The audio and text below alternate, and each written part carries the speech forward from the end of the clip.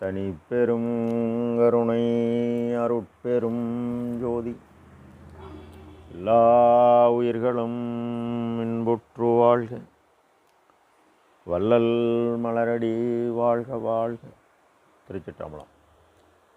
உலகெல்லாம் போற்ற ஒளி வடிவாக விளங்கும் அருட்பெருஞ்சுதி ஆண்டவரின் திருவருளையும் அவரின் பரிபூரண அருளை பெற்ற சர்க்குரு சிதம்பர ராமலிங்க சுவாமிகளின் குருவருளையும் மனமுனிமையால் போற்றி பணிகின்றேன் தயவுடன்.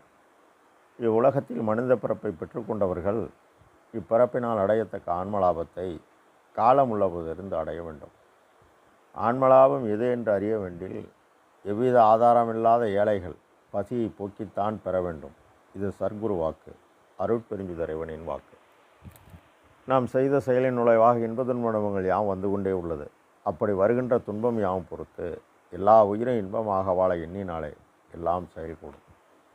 பேரானந்த பெருநிலையில் 6வது பாடலில் மேல் வளர் திருச்சிற்றம்பலத்தே ஓங்கும் மெய்யறிவு ஆனந்த விளக்கமே, கால் வளர் கனலே, கனல் வளர் கதிரே, கதிர்நடு வளர்கின்ற சுவையே, ஆளுறும் உபசாந்த பரவெளிக்கு அப்பால் அரசாள்கின்ற அரசே, பாலுறும் உள்ளத்தே இனித்திர எனக்கே பழுத்த பேரானந்த பழமே என இப்பாடலை சர்க்குரு பதிவு செய்கின்றார்கள்.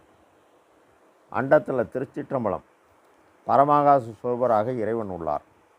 பஞ்சபூதம் கோள்கள் இயக்கக்கூடிய இறைவர் அனாதி. அதன் ஊடே காற்றும் அனாதி. பிண்டத்தில் திருச்சிற்றம்பலம் தலையில் உள்ள புருவமத்தியின் சிறநடு உள்ளொளி. அந்த உள்ளொளிக்கு உள் ஒளியாக உள்ள அந்த அசைவு திருநடனம் முன்பு, அதாவது 23/5/1867 முன் அடி, கால், நடு மூலாதாரம், முடி புருவமத்தி. ஆனால் இப்போது அடி பேரொளி, நடு பொன்னொளி, முடி உள்ளொளி ஆகிய நடராஜரை நாம் கலக்க வேண்டும். கண்டத்துக்கு மேல் எப்படி வளரும்? ஒரு செடி வளர ஒளி தேவை. மண் நீரால் முளைத்து ஒளியால் வளர்கிறது.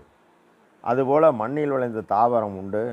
அது சப்த ததவாகி இறுதியில் விந்து எனும் உயிர் பொருள் ஒளிப்பொருள் செம்பொருளாக மாறுகிறது. உயிர் பொருள் வெள்ளை வர்ணம், ஒளிப்பொருள் மஞ்சள் வர்ணம். இரண்டும் சேர்ந்த கலவைதான் உயிர்.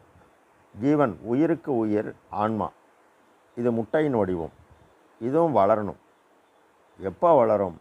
எப்படி வளர்க்க முடியும்? இந்திரியம் வளரணும். சுவை, ஒளி, ஓசை, உரு, ஓசை, நாற்றம் எனும் 5 வகை தெரிவான் கட்கே உலகு என்பார் கடவுளார். புறக்கருவியாகிய கண்ணோட்டம் பெறணும். அப்போ செவிக்கு அவி உணவு கீழே போகும், செவி உணவு மேலே போகும்.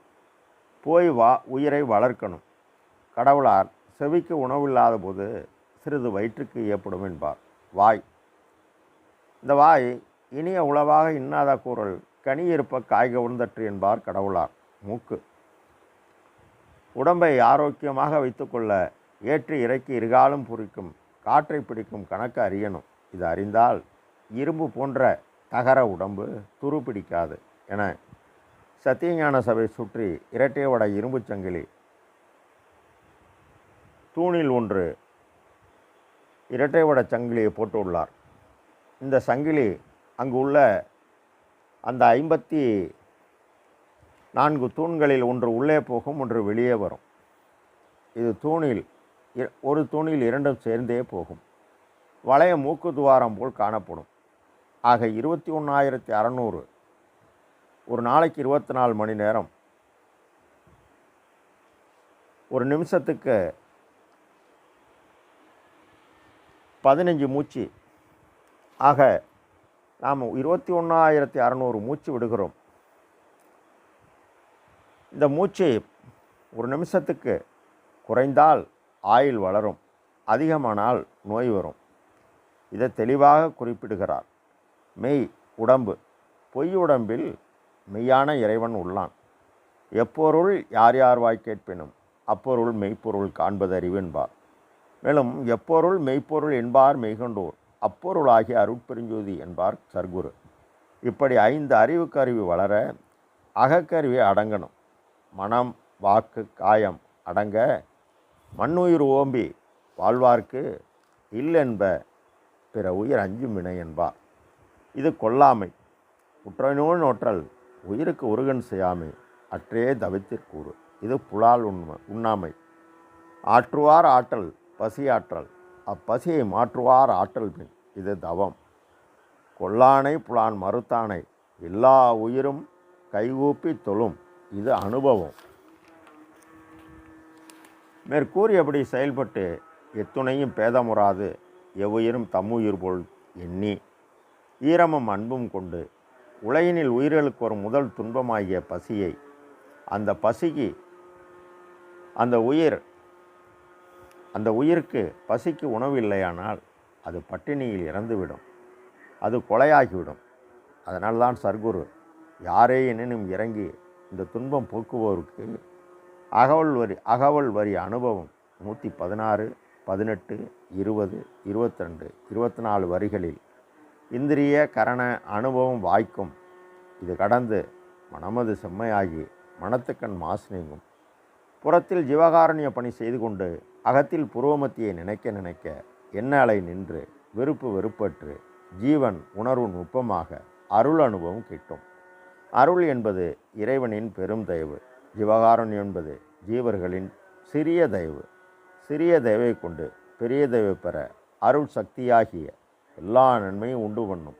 இப்போ சாக்கரம், சொப்பனம், சுளுத்தி, துரியம், துரியாதீதம், சிவதுரியம், குருதுரியம், பரதுரியம் வரை திருச்சிற்றம்பலத்தில் மேல் வளர்ந்து ஒளி ஓங்கணும். மெய்யறிவு ஆனந்தம் விளங்க அழியக்கூடிய நிலையில்லாத பொய்ப்பொருளை கொண்டு தன் தரத்துக்கு தக்கவாறு மெய்ப்பொருளை சம்பாதிக்கணும். அப்போதான் உலகறிவு கடந்து அருளறிவு விளங்கும். இது இகநிலை பொருளாய் பரநிலை பொருளாய் புருவமத்தியில் பொருந்தணும். மெய்யறிவு சத்து ஆன்மா ஒளி, ஒளியின் இயக்கம். சித்து காற்றின் இயக்கம். மனம் செயல்படணும். மனம் தயவு செயலில் ஈடுபட்டால் தயவு ஒளி பெற பெற தயவு ஒளி ஆன்ம ஒளியுடன் கூட கூட ஆனந்தம். இந்த விளக்கம் அருள் என்பது இறைவனின் உண்மை விளக்கம். ஜீவகாருண்யம் என்பது ஜீவர்களின் ஆன்ம விளக்கம். விளக்கத்தை கொண்டு விளக்கத்தை பெறும் வழியை சர்க்குருவால் மட்டுமே காட்டித்தர முடியும். இதனை பரமுடன் அபரம் பகர்நில இவை என திறமுற அருளிய திருவருள் குருவே என்பார் சர்க்குரு. இதன் தொடர்ச்சியை அடுத்த பதிவில் பார்ப்போம். அருட்பெருஞ்சோதி அருட்பெருஞ்சோதி தனிப்பெரும் கருணை அருட்பெருஞ்சோதி. எல்லா உயிர்களும் இன்புற்று வாழ்க. கொல்லாவிரதம் குலையமலாமும் எல்லோரும் உனைத்த நலம் பெறுக. எல்லோரும் வாழ்கை சேர்ந்து அருட்பிரகாச சர்க்குருநாதர் திருவடிகளே அபயம் அபயம் அபயம் அபயம் அபயம். திருச்சிற்றம்பலம்.